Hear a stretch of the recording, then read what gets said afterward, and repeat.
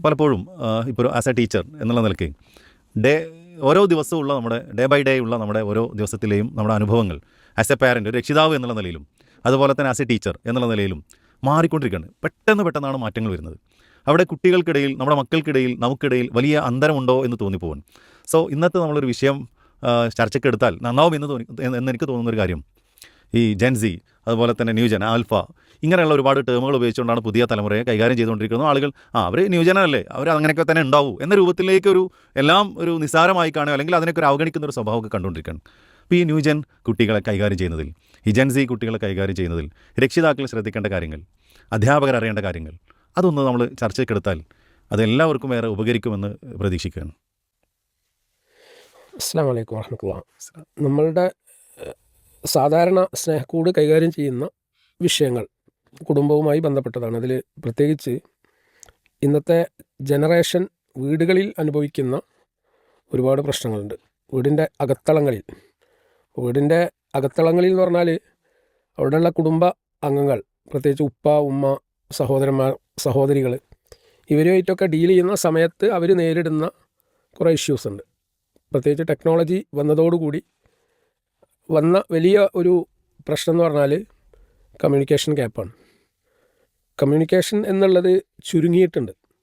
ആശയവിനിമയമാണല്ലോ ഒരാൾ മറ്റൊരാളെ മനസ്സിലാക്കാൻ വേണ്ടി ഉപയോഗപ്പെടുത്തുന്നത്. ഇപ്പോൾ ഞാനും നിങ്ങളും തമ്മിൽ ഒരാത്മബന്ധത്തിലേക്ക് നീങ്ങാനുള്ള പ്രേരകം സംസാരമാണ്. ഞാൻ പറയുന്ന കാര്യങ്ങൾ നിങ്ങൾ കേൾക്കുന്നു, നിങ്ങൾ പറയുന്നത് ഞാൻ കേൾക്കുന്നു. അപ്പോൾ ഇവിടെ ഒരാൾ കമ്മ്യൂണിക്കേറ്റ് ചെയ്യുന്നു, മറ്റൊരാളത് ലിസൺ ചെയ്യുന്നു. ഈ ഒരു പ്രോസസ്സാണ് യഥാർത്ഥത്തിൽ നമ്മൾക്കിടയിൽ എന്തെങ്കിലും പ്രശ്നങ്ങളുണ്ടെങ്കിൽ പോലും അത് തീർക്കുന്നത്. എന്നാൽ വീടിൻ്റെ അകത്ത് ഈ തലമുറയിൽപ്പെട്ട കുട്ടികൾ അനുഭവിക്കുന്ന ഏറ്റവും വലിയ പ്രശ്നം എന്ന് പറഞ്ഞാൽ ആശയവിനിമയത്തിലുള്ള ആ ഒരു ഗ്യാപ്പാണ്. ആ ഗ്യാപ്പിനെ എങ്ങനെ ലഘൂകരിക്കാൻ സാധിക്കും? ഇപ്പോൾ കഴിഞ്ഞ ദിവസം നമ്മുടെ ആദർശരംഗത്തൊക്കെ പ്രവർത്തിക്കുന്ന ഒരു ഉപ്പ, അദ്ദേഹം എന്നെ വിളിച്ചിട്ട് പറയാണ്, എൻ്റെ മോന് 10ാം ക്ലാസ് കഴിഞ്ഞു, നമ്മുടെ ഒരു സ്ഥാപനത്തിൽ പഠിച്ചുകൊണ്ടിരിക്കുകയാണ്, വീട്ടിലെത്തിയിട്ടുണ്ടെങ്കിൽ ഇവന് ഭയങ്കര പ്രശ്നമാണ്.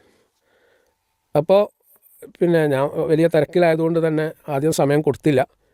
പിന്നെ നിർബന്ധിച്ചപ്പോൾ ഞാൻ കൗൺസിലിങ്ങിന് ഇരുന്നപ്പോൾ ഈ കുട്ടി പറയുന്നത് എന്താണെന്ന് വെച്ചാൽ, വീട്ടിൽ വന്നാൽ ഒരു സ്വസ്ഥത വേണ്ടേ. അതായത് സ്ഥാപനത്തിലേക്ക് നമ്മൾ പറഞ്ഞേക്കുന്നത് തന്നെ എന്തിനാ? അവിടെയുള്ള സിലബസും ദീനും ഒക്കെ പഠിക്കാൻ വേണ്ടിയിട്ടാണ്. അതൊക്കെ പഠിച്ച് വീട്ടിൽ വന്നാൽ ഒരു തരം ജയിൽവാസം പോലെയാണ് എനിക്ക് വീട് ഫീൽ ചെയ്യുന്നത്. ഒന്നിനൊരു സ്വാതന്ത്ര്യമല്ല. ഇത് ഞാനങ്ങ് പറഞ്ഞാൽ തന്നെ അവർക്ക് മനസ്സിലാവണില്ല. അപ്പോൾ എനിക്ക് തോന്നുകയാണ് ഇതൊക്കെ ഒന്ന് വിട്ടു പോയാൽ എന്താ അല്ലേ. ഈ കുട്ടികൾ അലോപ്മെൻറ്റിലേക്ക് അല്ലെങ്കിൽ ഒളിച്ചോട്ടത്തിലേക്ക് പോകാനുള്ള ഒരു പ്രധാനപ്പെട്ട കാരണവും അങ്ങനെയുള്ളൊരു കേസ് ഇപ്പോൾ അടുത്ത് വന്നു. അതായത് പാരൻസിന് ഈ മക്കളെ മനസ്സിലാവില്ല. ചില കുട്ടികളൊക്കെ നല്ല ടാലൻറ്റഡായ മക്കളാണ്, ടെക്കിയായ മക്കൾ. ടെക്കി എന്നുള്ള വേർഡ് തന്നെ ഒന്ന് ആലോചിച്ച് നോക്കിയേ. അവർ ഗർഭപാത്രത്തിൽ നിന്ന് തന്നെ അതിൻ്റെ എല്ലാ ഫോർമുലയും മനസ്സിലാക്കിക്കൊണ്ടാണ് പുറത്തേക്ക് വരുന്നത്. അവരുടെ കയ്യിൽ ഈ ഗാഡ്ഗറ്റ് കിട്ടിക്കഴിഞ്ഞാൽ വളരെ പെട്ടെന്ന് അവർ അത് കൈകാര്യം ചെയ്യുന്നുണ്ട്. അപ്പോൾ ഈ മക്കൾ മൊബൈൽ എടുത്തിട്ട് അവരുടേതായിട്ടുള്ള ഗവേഷണങ്ങൾ അവർ നടത്തിക്കൊണ്ടിരിക്കുകയാണ്. അപ്പോൾ അതിലൊക്കെ മുതിർന്ന ആളുകൾ ഇടപെട്ടിട്ട് അവരെ തടസ്സപ്പെടുത്തുമ്പോൾ പാരൻസിനോട് ഈ കുട്ടികൾക്ക് ഉണ്ടാകുന്നത് വിമിഷ്ടമാണ്, ഒരു സംശയം വേണ്ട. ഉറപ്പായിട്ടും 2 തലങ്ങളിൽ ഈ മൊബൈലിനെ അല്ലെങ്കിൽ ഇത്തരം ഉപകരണങ്ങൾ ഉപയോഗപ്പെടുത്തും. പക്ഷേ ഇന്നത്തെ കുട്ടികൾ നല്ല ഇൻ്റലിജൻ്റായ ടെക്കി ആയിട്ടുള്ള എന്തെങ്കിലുമൊക്കെ 5 ഉണ്ടാക്കണമെന്ന് ചിന്തയിൽ നിന്ന് അവർ ചിന്തിക്കുകയാണ് പെട്ടെന്ന് പൈസ ഉണ്ടാക്കണം. അപ്പോൾ പെട്ടെന്ന് പൈസ ഉണ്ടാക്കാൻ വേണ്ടിയിട്ട് അവർക്ക് അവരുടെ സുഹൃത്തുക്കളിൽ നിന്നൊക്കെ കിട്ടുന്ന ട്രേഡിങ്ങിനൊക്കെ കുറിച്ചുള്ള ക്ലാസ്സുകളുണ്ട്. ചിലരൊക്കെ തന്നെ ഓൺലൈനായിട്ട് ഒരുപാട് പണം ഉണ്ടാക്കിക്കൊണ്ടിരിക്കുന്നുണ്ട്. അപ്പോൾ അവരുടെ ഏറ്റവും പ്രധാനപ്പെട്ട ഒരു എക്യുപ്മെൻ്റാണ് ഈ മൊബൈൽ ഫോൺ. അതിലാണ് അവർ കമ്മ്യൂണിക്കേറ്റ് ചെയ്യുന്നത്. അപ്പോൾ വീട്ടിൽ അവർക്ക് എന്ത് ചെയ്യാൻ പറ്റില്ല, കമ്മ്യൂണിക്കേറ്റ് ചെയ്യാൻ പറ്റുന്നില്ല. ഇവരെ ഉൾക്കൊള്ളാൻ നമ്മുടെ പാരൻസിനോ രക്ഷിതാക്കൾക്കോ അല്ലെങ്കിൽ അധ്യാപകർക്കോ സാധിക്കുന്നില്ല. അപ്പോൾ ഈ ഒരു കമ്മ്യൂണിക്കേഷൻ ഗ്യാപ്പാണ് ഞാൻ മനസ്സിലാക്കുന്ന ഏറ്റവും വലിയ ഒരു പ്രശ്നം. നമ്മൾ ഈ പുതിയ തലമുറ മനസ്സിലാക്കുമ്പോൾ തന്നെ ഇപ്പോൾ AI കാലമാണ്.